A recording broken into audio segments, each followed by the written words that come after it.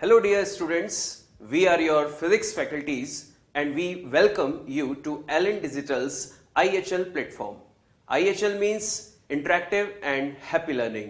Yes Allen की ताकत है एलन की एकेडमिक्स और बेस्ट टेक्नोलॉजी के साथ जुड़कर हम दोनों फैकल्टीज मिलकर आपको टॉपिक को बहुत अच्छी तरह समझाएंगे जिससे आपको पढ़ने और समझने का मजा दो गुना हो जाएगा. Students, let's begin with our topic kinematics. Kinematics जैसा आप देख सकते हैं ये दो वर्ड से मिलकर बना है, दैट इज काइनेमैटिक्स. काइने का मतलब है मोशन, मैटिक्स का मतलब है मेजरमेंट, इसका मतलब मोशन का मेजरमेंट. अब बच्चों मोशन के मेजरमेंट में कुछ पैरामीटर्स आते हैं जैसे distance, displacement, speed, velocity, acceleration और भी चीजें होंगी जो अपन इस चैप्टर्स में देखेंगे. तो उन सबका मेजरमेंट अपन को यहाँ पर करना है, उसी को कहते हैं काइनेमैटिक्स. पर काइनेमैटिक्स में अपन क्या चीज पे बिलीव नहीं करते, अब किस चीज को कंसीडर नहीं करते, वो आपको सर बताएंगे. बच्चों, जैसा सर ने आपको बताया कि हमें मेजरमेंट करना है किसका, मोशन का, और मोशन के साथ साथ जुड़ी हुई सभी पैरामीटर्स का, जैसा सर ने नाम लिए distance, displacement, speed, velocity, acceleration. But जो चीज हमें यहाँ पर कैलकुलेट नहीं करनी है वो है कॉज ऑफ द मोशन. जैसा कि हम लोग अच्छे से जानते हैं कि अगर हम लोग मोशन में हैं और मोशन में हम किसी भी तरह का कोई चेंज करना चाहते हैं तो चेंज करने के लिए डेफिनेटली हमें किसी ना किसी फोर्स की जरूरत पड़ती है. बट उस फोर्स को, जैसा कि मैंने बोला कि हमें कॉज डिस्कस नहीं करना है किसी भी तरह के मोशन में, हमें सिर्फ और सिर्फ उसकी क्वांटिटीज जैसे कि अभी हम लोगों ने बात की थी उन्हीं को स्टडी करना है. So here we are not considering the cause of the motion. अब जैसा कि सर ने बोला मोशन, तो मोशन किस पर डिपेंड करता है, वो है फ्रेम ऑफ रेफरेंस. अब फ्रेम ऑफ रेफरेंस से रिलेटेड मैं एक छोटा सा एग्जांपल दे रहा हूं, फिर उसके बारे में डिस्कस करेंगे. सपोज सर अपन दोनों ट्रेन में बैठे हुए हैं और अपन एक ट्रेन स्टेशन की तरफ पहुंचने वाले हैं, सपोज कोटा स्टेशन की तरफ पहुंचने वाले हैं. तो अगर मैं आपसे बोलूंगा कि सर आपको स्टेशन को देखकर क्या फीलिंग आ रही है, तो आप क्या बोलेंगे? कोटा आ गया, डेफिनेटली कोटा आ गया. बिल्कुल, सर ने बोला कोटा आ गया, इसका मतलब कोटा के पास पाँव है, लेग्स हैं और चल के आ रहा है. ध्यान देना. और वहीं पर अगर हम दोनों स्टेशन पे खड़े होते, प्लेटफॉर्म पे खड़े होते और अब मैं सर को बोलता सर ट्रेन को देखकर आपके मन में क्या फीलिंग आ रही है, तो सर क्या बोलेंगे? ट्रेन आ गई. ट्रेन आ गई. इसका मतलब इस बार ट्रेन आ रही है. इसका ये मतलब हुआ कि हमारी पहले फ्रेम ऑफ रेफरेंस ट्रेन थी, हम ट्रेन के अंदर बैठे हुए थे. बाद में हमारी फ्रेम ऑफ रेफरेंस प्लेटफॉर्म हो गए, हम प्लेटफॉर्म में खड़े थे. पर दोनों के रेफरेंस में आंसर अलग अलग हो गए. एक कंडीशन में हमने बोला कोटा आ गया, दूसरी कंडीशन में हमने बोला ट्रेन आ गई. इसका मतलब जो मोशन है किसी भी चीज का वो डिपेंड कर रहा है फ्रेम ऑफ रेफरेंस पे कि आप जिस पर्टिकुलर सराउंडिंग में है उस वो फ्रेम ऑफ रेफरेंस क्या है. अगर आप कार के अंदर बैठे हुए होते हैं और बाहर पेड़ों को देखोगे तो आपको लगेगा पेड़ जा रहे हैं पीछे, तो इसका मतलब आपकी जो फ्रेम ऑफ रेफरेंस है वो कौन हो गई? कार. तो बच्चों यहां से एक बात समझना, मोशन जो वर्ड है वो फ्रेम ऑफ रेफरेंस पे 100% डिपेंड करता है. Without frame of reference we can not define motion. बिल्कुल. तो बच्चों देखिए, सर ने आपको एक बहुत इंपॉर्टेंट वर्ड समझाया, that is frame of reference. अब फ्रेम ऑफ रेफरेंस को थोड़ा और डिटेल में हम लोग डिस्कस करते हैं, क्योंकि किसी भी, जैसा सर बोल रहे थे, किसी भी पार्टिकल के रेस्ट और मोशन को ऑब्जर्व करने के लिए हमें एक फ्रेम डिसाइड करना जरूरी है. क्योंकि अगर सर यहाँ पर हम लोग एक छोटा सा क्वेश्चन रखें बच्चों के सामने, अगर मैं यहाँ पर पूछूं कि ये जो पेन है वो रेस्ट पे है, मैं एक स्टेटमेंट बोलूंगा और उस पर हमको ध्यान देना है. स्टूडेंट्स आप आंसर दीजिएगा. This pen is at rest. क्या ये स्टेटमेंट 100% सही है?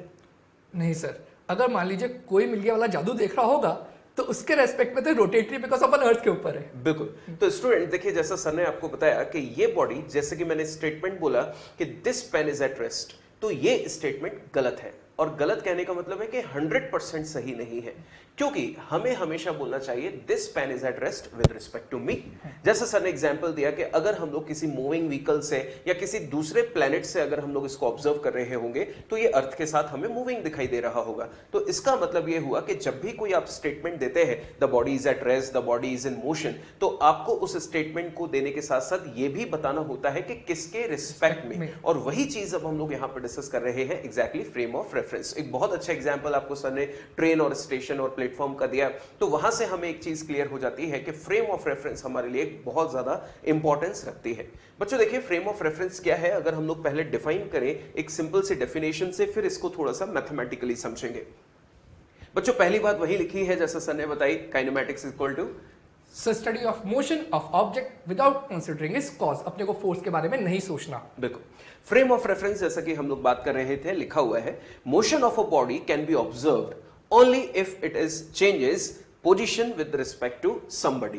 दैट मीन्स कि अगर यहां पर किसी भी पार्टिकल की पोजीशन किसी के रिस्पेक्ट में चेंज हो रही है, तो जैसा भी हम लोग बात कर रहे थे कि जब भी हम लोग बोले कि पोजीशन चेंज हो रही है तो किसी ना किसी के रिस्पेक्ट में चेंज हो रही है, ये वर्ड बोलना जरूरी है। देखिए बच्चों, जैसा कि हम लोग यहां पर एक ऑब्जर्वेशन करें, मान लीजिए कि ये कार जो है वो आगे की तरफ मूविंग स्टेट में है, मान लेते हैं, ऐसा हम कंसीडर कर रहे हैं, और इसके अंदर मान लीजिए एक ऑब्जर्वर बैठा हुआ है। तो बच्चों, अगर ये चलती हुई कार के अंदर बैठा हुआ है और इस पेड़ को अगर वो देख रहा होगा तो वो क्या बोलेगा कि पेड़ मेरे रिस्पेक्ट में पीछे जा रहा है। ध्यान से, वो क्या सोच रहा होगा कि पेड़ मेरे रिस्पेक्ट में पीछे जा रहा है। एट द सेम टाइम अगर यहां पर बेंच पर कोई एक ऑब्जर्वर बैठा होगा और वो इस पेड़ को देख रहा होगा तो वो क्या बोलेगा, पेड़ मेरे लिए रेस्ट पे है। तो इसका मतलब एक ही इवेंट के दो आंसर्स पॉसिबल है, क्योंकि हमारी जो देखने की फ्रेम है वो अलग अलग है। ये कार में बैठकर देख रहा है तो इसके लिए फ्रेम कौन हो गई, कार। ये इस बेंच पर बैठकर देख रहा है तो इसके लिए फ्रेम जो अटैच्ड है वो किसके साथ है, इस बेंच के साथ अटैच्ड है। तो एग्जैक्टली फ्रेम ऑफ रेफरेंस हम डिफाइन कैसे करें सो दैट हमारे पास एक कॉमन आंसर्स आए। मतलब हम जब भी किसी चीज को डिफाइन करें तो एक किसी पर्टिकुलर स्टैंडर्ड वे में हम लोग उसको डिफाइन कर पाए। तो अभी जो हम लोगों ने बातें की वो पहले हम लोग यहां पर देखें क्या लिखा हुआ है, it is the reference with respect to which position और motion of particle is defined. तो एग्जैक्टली बच्चों, अब हम लोग इसको मैथमेटिकली डिफाइन करते हैं, फिर इस लास्ट पॉइंट पर भी हम लोग चर्चा करेंगे। देखिए बच्चों, एग्जैक्टली होता क्या है कि जब भी हमको फ्रेम ऑफ रेफरेंस की जरूरत पड़ती है तो हम लोगों ने एक मैथमेटिकल, जैसा कि हम जानते हैं, Cartesian coordinate system, the combination of 3 perpendicular axis x, y और z, इनके कॉम्बिनेशन को हम लोगों ने डिफाइन किया है एज कार्टेशियन कोऑर्डिनेट सिस्टम, जिसको हम लोग यहां पर as a frame of reference use करते हैं। बच्चों, मान लेते हैं कि यहां पर ये वाला जो पॉइंट है इसको हम लोगों ने ओरिजिन बोला है और इसके कोऑर्डिनेट है 0,0,0, और मान लेते हैं कि यहां पर एक पार्टिकल अगर हम लोग इमेजिन करें तो सबसे पहले इसकी एक्सिस की बात करें तो बच्चों x और y इस प्लेन के अंदर है और जो z है वो प्लेन के बाहर है, यानी कि आउटवर्ड्स लाइक दिस। और मैं बात कर रहा था कि अगर हमें किसी पार्टिकल की पोजीशन को डिफाइन करना है तो सबसे पहले एक पार्टिकल इमेजिन कर लेते हैं। बच्चों, ये जो स्क्रीन है ये आपके लिए एक प्लेन है और मान लीजिए पार्टिकल स्क्रीन के बाहर यहां पर है। अब यहां पर इसको मैं डिफाइन नहीं कर सकता, आई मीन डिनोट नहीं कर सकता, इसलिए मैं थोड़ी देर के लिए इसको यहां पे डिफाइन कर देता हूं एज पार्टिकल पी। बच्चों, सोच के देखिए कि इस पार्टिकल के लिए अगर पूछा जाए कि मान लो अपना ऑब्जर्वर यहां बैठा हुआ है ऐसे, और ऑब्जर्वर से पूछा जाए कि ये पार्टिकल इस समय कहां पर है, तो ये पार्टिकल को जब बताएगा तो कैसे बताएगा कि पार्टिकल का इस ऑब्जर्वर के रिस्पेक्ट में, यानी कि ओरिजिन के रिस्पेक्ट में x कोऑर्डिनेट ये है, y कोऑर्डिनेट ये है, z कोऑर्डिनेट आगे है। इसका मतलब किसी भी पार्टिकल की पोजीशन को डिफाइन करने के लिए उसको यहां पर 3 कोऑर्डिनेट्स डिफाइन करने पड़ रहे हैं, x, y और z। डेफिनेटली x, y और z कोऑर्डिनेट उसको डिफाइन करने पड़ रहे हैं।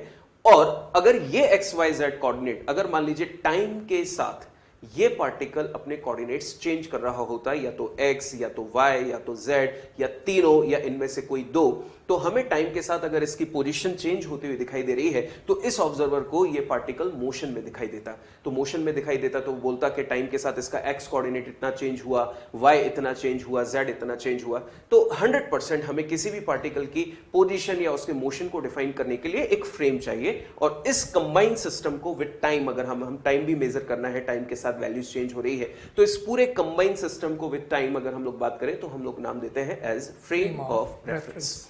और अब सर आपको बताएंगे कि अगर फ्रेम ऑफ रेफरेंस हमें गिवन नहीं है तो फिर क्या करना है।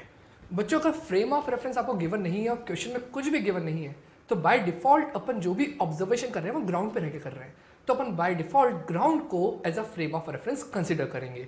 तो बात ध्यान रखिएगा, ग्राउंड के रेस्पेक्ट में हमको सारे ऑब्जर्वेशन कर रहे हैं, nothing is given. Nothing is given का मतलब क्वेश्चन में दे रखा है कि पर्सन ए के रेस्पेक्ट में सोचो तो वहां ग्राउंड फ्रेम ऑफ रेफरेंस नहीं लेनी। अगर आपको बोल रखा है कि किसी पर्टिकुलर पार्टिकल का मोशन हो रहा है पर ये नहीं बताया किसके रेस्पेक्ट में, उस कंडीशन में आपको ग्राउंड को फ्रेम ऑफ रेफरेंस कंसिडर करते हुए सॉल्व करना है। बिल्कुल, तो वही चीज बच्चों देखिए लास्ट पॉइंट लिखा था, if it is not specified then we consider ground as frame of reference. बढ़ते हैं बच्चों आगे अपने नेक्स्ट पॉइंट की तरफ, और वो है मोशन एंड रेस्ट। जैसा कि अपन ने सर ने बताया और अपने भी डिस्कस किया कि मोशन एंड रेस्ट डिपेंड करता है फ्रेम ऑफ रेफरेंस पे। जैसा सर ने बोला था कि ये क्या पेन रेस्ट पर है, पर सर ने ये नहीं बताया किसके रेस्पेक्ट में, तो ये टर्म डिफाइन नहीं हुई कि ये रेस्ट है या मोशन है। तो कोई भी चीज रेस्ट और मोशन पे होने के लिए फ्रेम ऑफ रेफरेंस जरूरत है। तो पहला पॉइंट है, if position of particle changes with time with respect to frame of reference, then it is called in motion. अगर वो किसी एक पर्टिकुलर पॉइंट के रेस्पेक्ट में अपनी पोजीशन को चेंज कर रहा है तो उसको कहते हैं वो पार्टिकल मोशन में है उस पर्टिकुलर पॉइंट के रेस्पेक्ट में। सिमिलरली सेकंड पॉइंट देखिए क्या लिखा हुआ है, if position of particle does not change with time with respect to frame of reference then it is at rest. Similar example हम लोग ले रहे हैं कि मान लीजिए बच्चों ये यहां पर इस सराउंडिंग को मैंने अपना एक फ्रेम ऑफ रेफरेंस यहां पर सेट कर लिया और मेरे रिस्पेक्ट में इस पार्टिकल की पोजीशन मुझे चेंज होती हुई दिखाई नहीं दे रही, तो मैं क्या बोलूंगा, since its position does not change with time with respect to this surrounding और फ्रेम, देन मैं यहां पर बोलूंगा this body is at rest with respect to me. Correct. Motion and rest are relative terms which depends on frame of reference. जैसा आप अभी इन दोनों definition समझ ही चुके हैं कि ये रिलेटिव टर्म है। हो सकता है कि इस पेन को लेकर मैं साथ साथ आगे चल रहा हूं, अगर मैं पूछूंगा मुझे ये पेन कैसा दिखाई दे रहा है तो मैं बोलूंगा रेस्ट पर दिखाई दे रहा है, पर सर को ये पेन कैसा दिखाई दे रहा है, मोशन में। इसका मतलब जो रेस्ट और मोशन है वो रिलेटिव टर्म है। हो सकता है किसी फ्रेम के रेस्पेक्ट में वो रेस्ट पर हो और किसी फ्रेम के रेस्पेक्ट में वो मोशन पे हो। बिल्कुल। तो सर यहां पर एक क्वेश्चन बच्चों का बनता है कि जैसा कि आपने बताया कि ये रिलेटिव टर्म्स है, मतलब हमेशा किसी ना किसी के रिस्पेक्ट में डिफाइन होगी, तो क्या हम लोग ऐसा नहीं बोल सकते कि रेस्ट और मोशन एब्सोल्यूट हो सकते हैं? नहीं sir, never, they never be are absolute term, because rest और मोशन फ्रेम पर डिपेंड करती है, फ्रेम ऑफ रेफरेंस पर डिपेंड करती है, तो दे आर रिलेटिव टर्म। मतलब 100% रेस्ट या 100% मोशन होना पॉसिबल नहीं है, क्योंकि किसी ना किसी के रिस्पेक्ट में तो वो रेस्ट या मोशन दिख ही सकता है। जो रेस्ट पे है वो किसी को मोशन में और जो मोशन में है वो किसी को रेस्ट पे दिख सकता है, मतलब एब्सोल्यूट पॉसिबल नहीं है। बिल्कुल। तो आगे बच्चों हम लोग डिस्कशन कर रहे हैं टाइप्स ऑफ मोशन का, जिसमें सबसे पहला है 1D मोशन, जैसा कि लिखा हुआ है, if position changes with time with respect to frame of reference along a straight line, then motion is 1D or can say straight line motion or rectilinear motion। मतलब बच्चों मानकर चलिए, सीधे शब्दों में अपन बात करें कि बॉडी अगर स्ट्रेट लाइन पर मूव कर रही है with respect to some observer, तो वो ऑब्जर्वर वहां पर बोलेगा द बॉडी इज मूविंग या body is moving one dimensionally या body is performing one dimensional motion. There are so many examples, जैसा कि लिखा हुआ है, particle dropped from smaller height. बच्चों देखिए स्मॉलर हाइट इसलिए लिखा हुआ है क्योंकि बहुत ग्रेटर हाइट से अगर हम लोग बॉडी को रिलीज करें तो वहां पर कहीं ना कहीं ग्रेविटी फोर्स चेंज हो जाता है, वेरिएबल हो जाता है, तो अलग अलग कंडीशंस आ सकती हैं। बट फिलहाल हम लोग डिफाइन कर रहे हैं कि स्मॉलर हाइट से बॉडी को अगर ऐसे ड्रॉप कर दिया जाए तो हम नोटिस करते हैं कि बॉडी स्ट्रेट लाइन पर लाइक दिस इस तरह से मूव करती हुई नजर आती है, तो इसका मतलब वो एक 1D मोशन है। दूसरा लिखा है motion of train along straight track, तो ऑब्जर्व कीजिए ऑलरेडी यहां पर लिखा हुआ है स्ट्रेट ट्रैक पर अगर वो मूव कर रही है मेरे को लाइक दिस, तो वो उसका मोशन कैसा कहलाएगा, 1D मोशन। नेक्स्ट है 2D motion. If position changes in a plane, plane का मतलब होता है जो दो एक्सिस से मिलकर बना हो, या तो XY प्लेन या YZ प्लेन या ZX प्लेन, जिसके अंदर दो कोऑर्डिनेट्स हों, with time with respect to frame of reference, then motion is 2D या फिर 2 डायमेंशनल मोशन। कहने का मतलब है जहां पर टाइम के साथ साथ या किसी पर्टिकुलर पॉइंट के रेस्पेक्ट में उस पार्टिकल के दोनों कोऑर्डिनेट्स चेंज हो रहे हो। सपोज वो XY प्लेन में है तो इसका X और Y कोऑर्डिनेट दोनों चेंज हो रहा हो, अगर वो YZ प्लेन में है तो उसका YZ कोऑर्डिनेट दोनों चेंज हो रहे हो, तो उस मोशन को कहते हैं 2D motion. For example suppose ये अपना जो प्लेन है ये XY प्लेन है और यहां पर मैं किसी बॉल को अगर एक पर्टिकुलर पॉइंट यहां से इधर फेंक देता हूं तो इस पॉइंट पे हो सकता है उसका कोऑर्डिनेट 1,1 हो, कुछ देर के बाद उसका कोऑर्डिनेट हो सकता है 2,3 हो गया, कुछ पॉइंट बाद हो सकता है 3,4 हो गया। इसका मतलब ये हुआ कि उसके दोनों कोऑर्डिनेट्स चेंज हो रहे हैं, तो ये कौन सा मोशन रहेगा, 2D मोशन। और एग्जांपल भी वही है, प्रोजेक्टाइल मोशन ऐसा का ऐसा, या फिर सर्कुलर मोशन, कोई अपन सर्कल में घूम रहे हो एक प्लेन के अंदर, वो भी कैसा होगा, 2D मोशन। बिल्कुल। एंड सिमिलरली बच्चों है next, that is 3D motion. If position changes in space with time with respect to frame of reference, then motion is 3D or can say motion in space। बहुत सारे example है बच्चों, dust particles का example ले, हवा चलती है, आंधी है, तो हम लोग डस्ट पार्टिकल्स की बात करें तो वो किसी भी डायरेक्शन में उड़ सकते हैं साइमल्टेनियसली, वो अपनी तीनों कोऑर्डिनेट्स चेंज कर सकते हैं। सिमिलरली किसी बर्ड्स का एग्जाम्पल हम लोग कंसीडर कर सकते हैं, तो ये सब किसके हैं, 3D मोशन। बट फिलहाल हम लोग जिस चैप्टर पर डिस्कशन कर रहे हैं वो है हमारा 1 डायमेंशनल मोशन, यानी कि मोशन अलोंग स्ट्रेट लाइन। बात करते हैं डिस्टेंस एंड डिस्प्लेसमेंट की। तो सबसे पहले टॉपिक है डिस्टेंस। अब बच्चों डिस्टेंस की बात करते वक्त अपन एक पॉइंट कंसीडर कर लेते हैं, किस पॉइंट से अपन उस डिस्टेंस को काउंट करें। बेटा अगर आपसे पूछा जाए कि कि फलाना जगह कितना दूर है, तो आप अपने रेस्पेक्ट में बता दो सर मेरे रेस्पेक्ट में वो इतना दूर है। इसका मतलब एक पॉइंट तो अपने को जरूरी है, जैसे अपन कह सकते हैं रेफरेंस फ्रेम, एक पॉइंट ऑफ कंसिडरेशन जहां से अपने को डिस्टेंस को मेजर करना है। अब मैं कहता हूं ये पॉइंट ए है जहां से मुझे बी पॉइंट पे जाना है।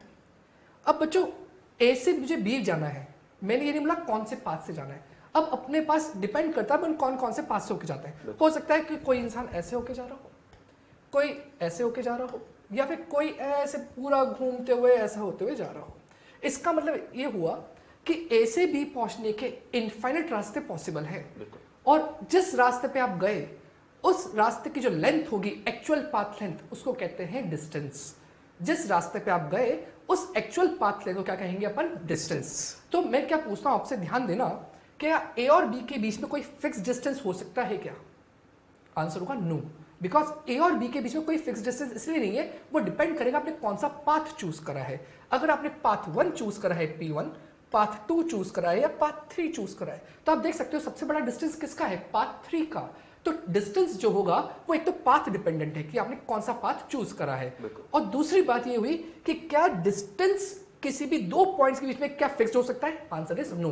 तीसरा, क्या किसी दो पॉइंट्स के बीच में कितने नंबर ऑफ डिस्टेंस पॉसिबल है? I can say infinite distances are possible, depend on the path. इसका मतलब अगर आपने पाथ 1 लिया तो अलग डिस्टेंस आएगा, पाथ 2 लिया अलग आएगा, पाथ 3 लिया अलग आएगा, पाथ 4 लिया अलग आएगा। तो ए और बी के बीच में इनफाइनाइट वे पॉसिबल है, और इनफाइनाइट वे के अलग अलग डिस्टेंस आएंगे। और डिस्टेंस कैसी क्वांटिटी आप जानते ही होंगे? स्केलर क्वांटिटी, जिसकी यूनिट क्या होती है? मीटर। और बेटा अगर मैं कहते हैं कि अपन सिर्फ ए पॉइंट पे खड़े हैं और बी पे पहुंचे ही नहीं, तो डिस्टेंस कितना होगा? 0, बिकॉज डिस्टेंस आप कहीं चले ही नहीं उस ए पॉइंट के रेस्पेक्ट में, तो डिस्टेंस कितना है? 0। तो ये बताओ डिस्टेंस कभी नेगेटिव हो सकता है क्या? नहीं, क्योंकि अगर आप चले ही नहीं तो डिस्टेंस 0 हो सकता है, पर अगर आप कहीं चले तो डिस्टेंस हमेशा बढ़ेगा ही।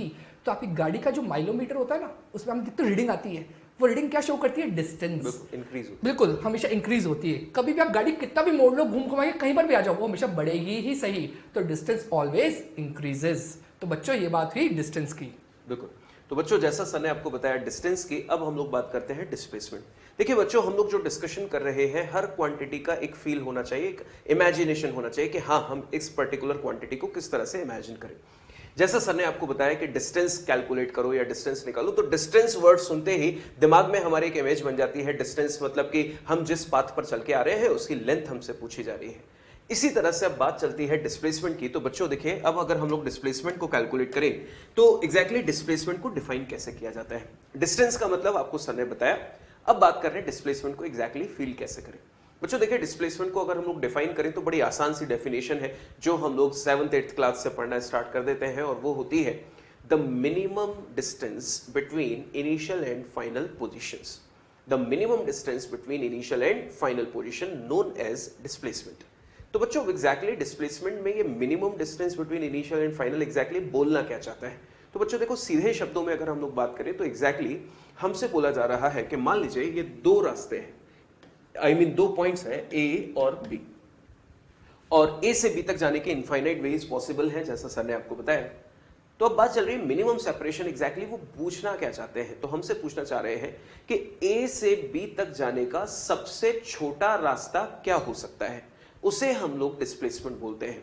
अब उस छोटे से छोटे रास्ते पर आप चलकर गए या नहीं गए वो तो कंडीशन डिपेंडेंट है, बट हमसे एक पॉसिबिलिटी पूछी जाती है कि ये ए पॉइंट है, ये बी पॉइंट है, ए से बी तक जाने का सबसे छोटा या मिनिमम पॉसिबल वे क्या हो सकता है। जैसे कि अगर हम लोग एक एग्जांपल लें, ऑब्जर्व कीजिए बच्चों, यहां पर एक बिल्डिंग है जिसको हम लोगों ने नाम दिया है बिल्डिंग ए, और यहां पर हम लोगों ने एक दूसरी बिल्डिंग कंसीडर की है, दैट इज बिल्डिंग बी।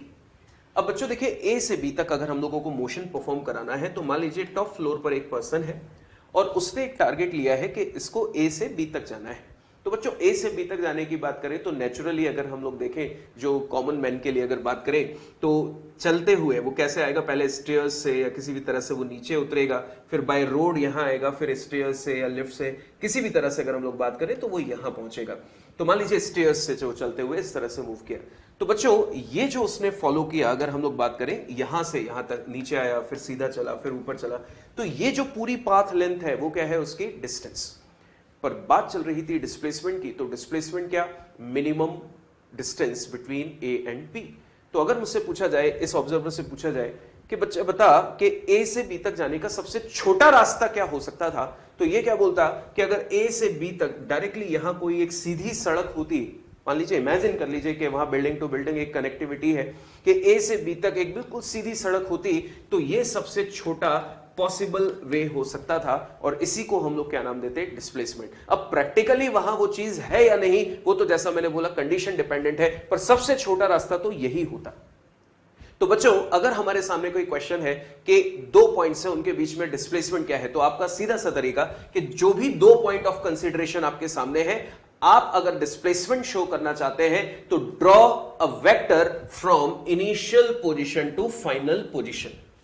कोई भी दो पॉइंट जो पॉइंट ऑफ कंसीडरेशन है, आपको बताना है कि डिस्प्लेसमेंट क्या होगा, तो अपन ने डिस्कस किया कि जो सबसे छोटा है वो कैसा होगा, स्ट्रेट लाइन। डेफिनेटली वो स्ट्रेट लाइन होगा। आप चेक कीजिए, सर ने जैसा आपको बताया, इसमें अगर मैं स्ट्रेट लाइन खींच दूं तो ये सबसे छोटा होगा, बाकी इसके रिस्पेक्ट में जो होंगे वो बड़े होंगे।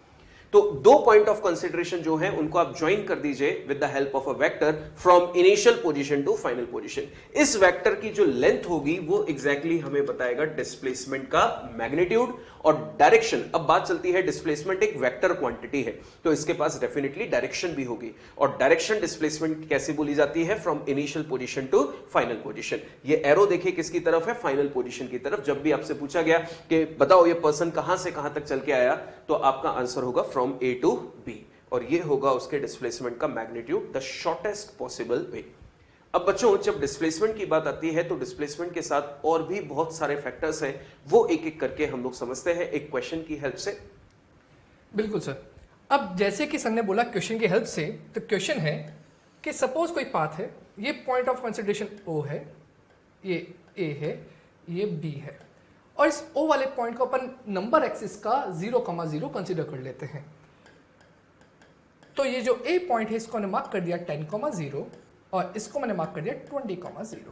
सिमिलरली एक सी पॉइंट ले लिया यहाँ पर, दैट सी पॉइंट इज -30,0।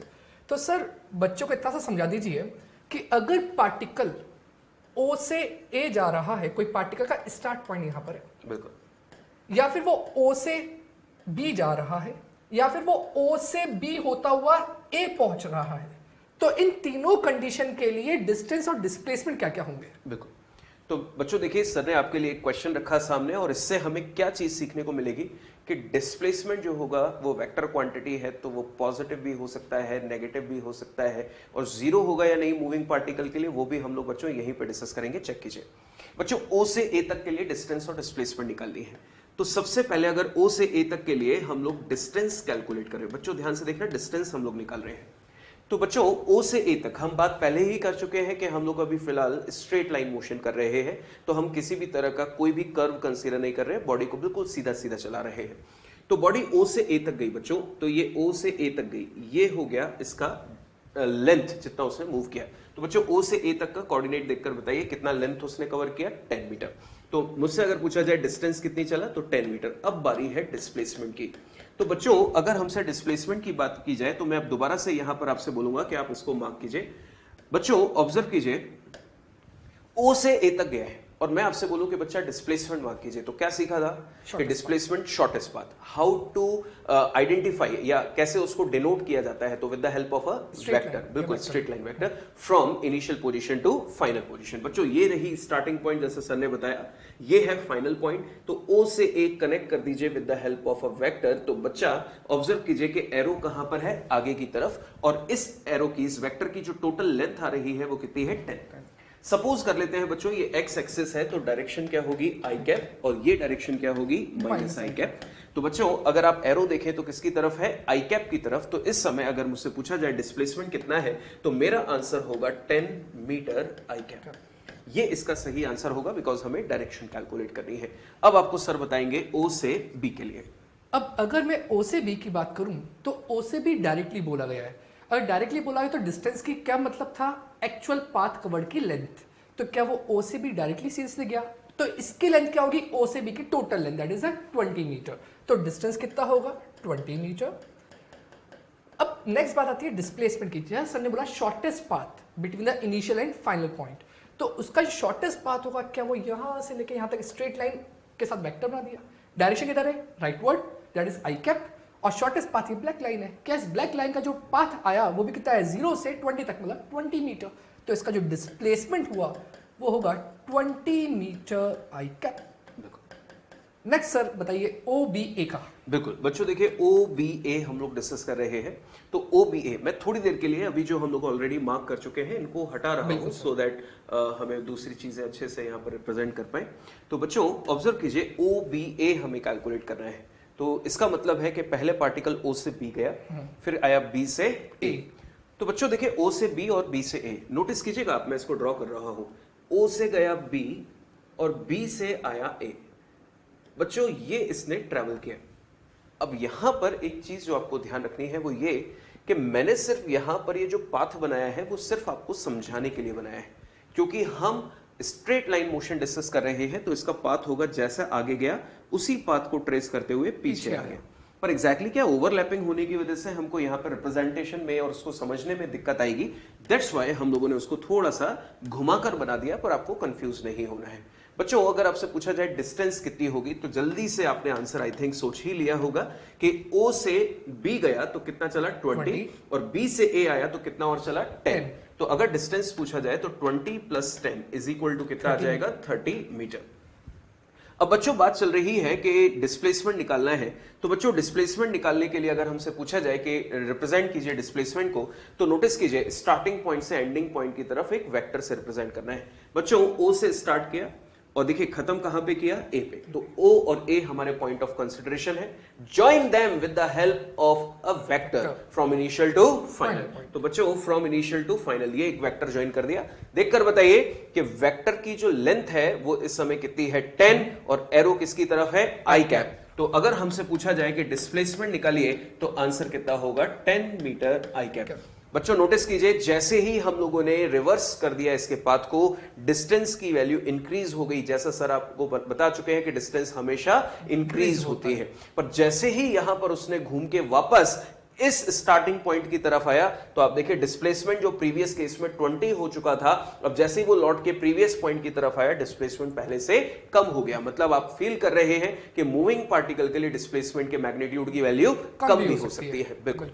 अब आपको सर बताएंगे एक और, सर यहां पर हम लोग डिस्कशन करते हैं O से A एंड A से O।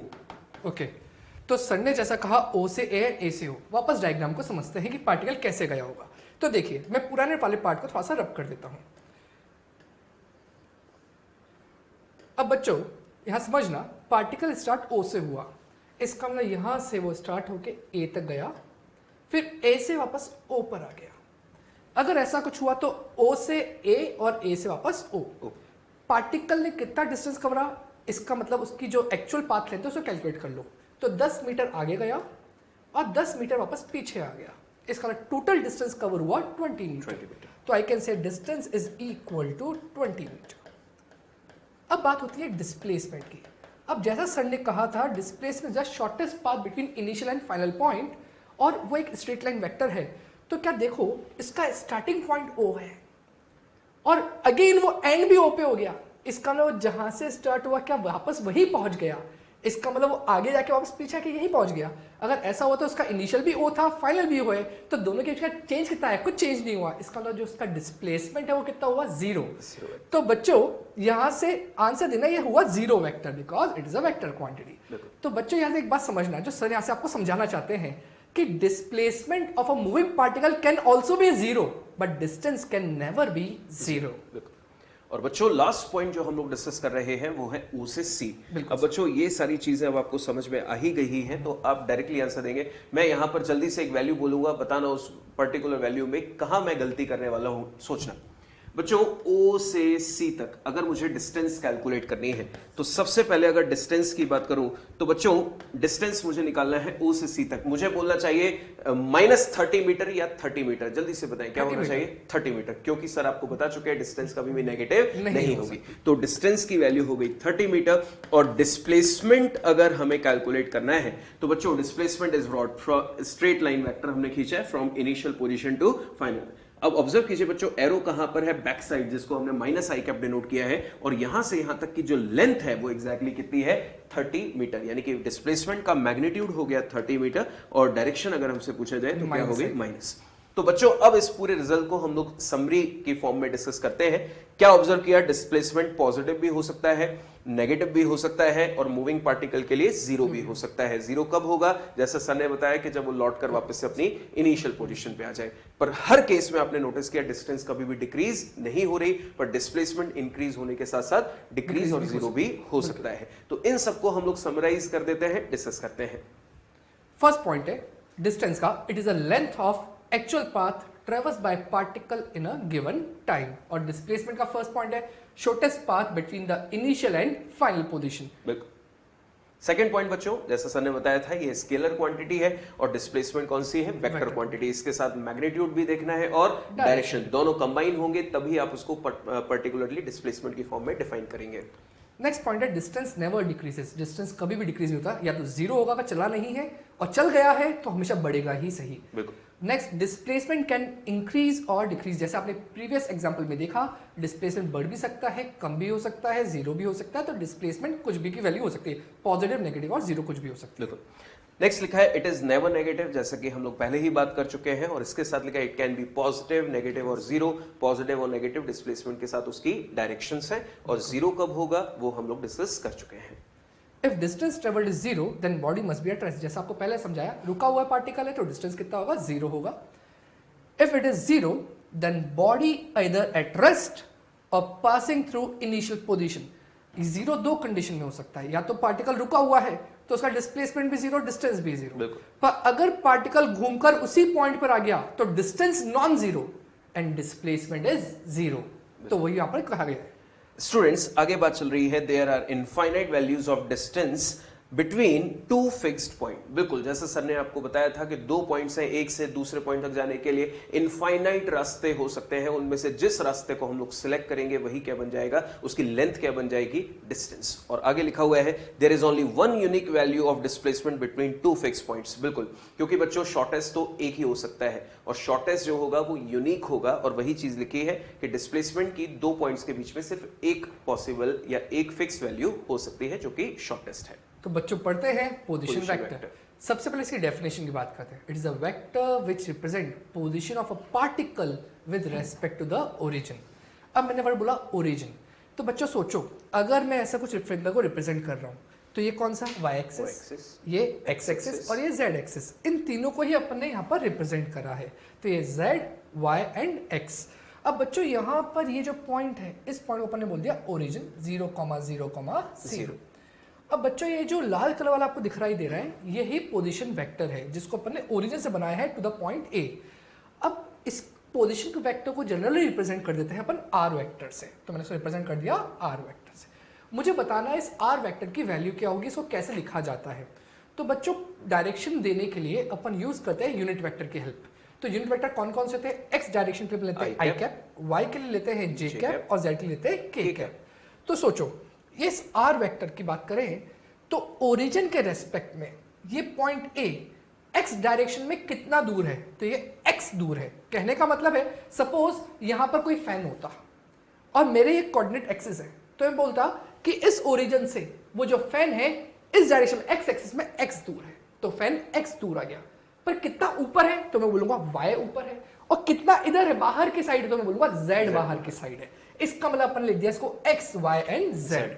अब बच्चों इसको लिखा कैसे जाता है, इसको लिखा जाता है R vector that is position vector is equal to x. बेटा इनिशियल हमेशा जीरो ही होगा, तो इसलिए अपन इस जीरो के लिए बोल सकते हैं एक्स माइनस जीरो एक्स ही होगा। और डायरेक्शन कौन सा है, एक्स एक्सिस वाला, इसका मतलब दूंगा मैं एक्स आई कैप प्लस वाई जे कैप। सिमिलरली क्योंकि वाई है और इधर क्या है, जीरो है, और वाई एक्सिस की बात करें तो क्या होगा, J cap. And similarly for this Z के कैप।